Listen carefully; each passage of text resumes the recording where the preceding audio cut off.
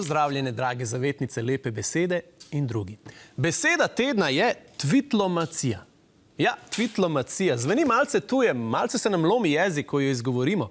In ravno to dvoje je ključno. Gre za to, da ga lomimo v komunikaciji s tujci. Bolj, ko ga lomimo, manj smo diplomatski, bolj pa tvitlomatski. Kje pa ga lomimo? Na Twitterju, seveda. Ob kakšnih priložnostih? V komunikaciji z visokimi predstavniki drugih držav, evropskih institucij in podobno. Primer, predstavnica Evropskega parlamenta povabi predsednika vlade na sestanek, predsednik Janša ji v odgovor tvitne: "Kaj je Soroševa lutka?" Prevedeno iz angleščine. Seveda ni šel na sestanek.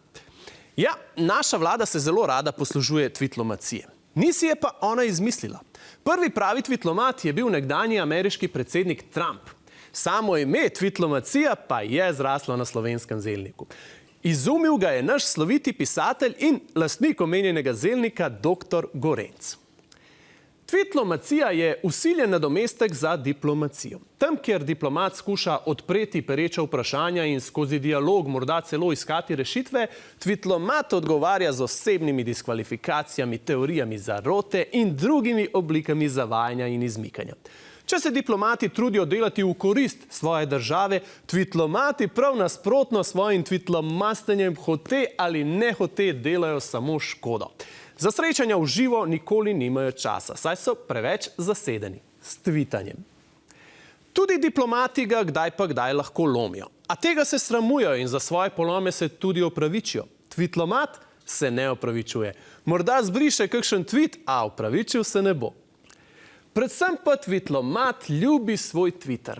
Na tem digitalnem čivkališču se počuti kot doma. Tu lahko pokaže vse razkošje svojega težavnega značaja.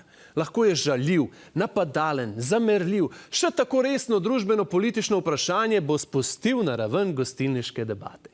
Samo na tej ravni mu nikoli ne zmanjka argumentov. Zato se pa vztrajno oklepa tvitlomacije. In to je bila beseda tedna. Glejte, ko boste vi imeli kanal, se bom jaz naročil. Zdaj pa se dejte vi na mojega. Je prav? No, evo, me veseli, da se strinjamo.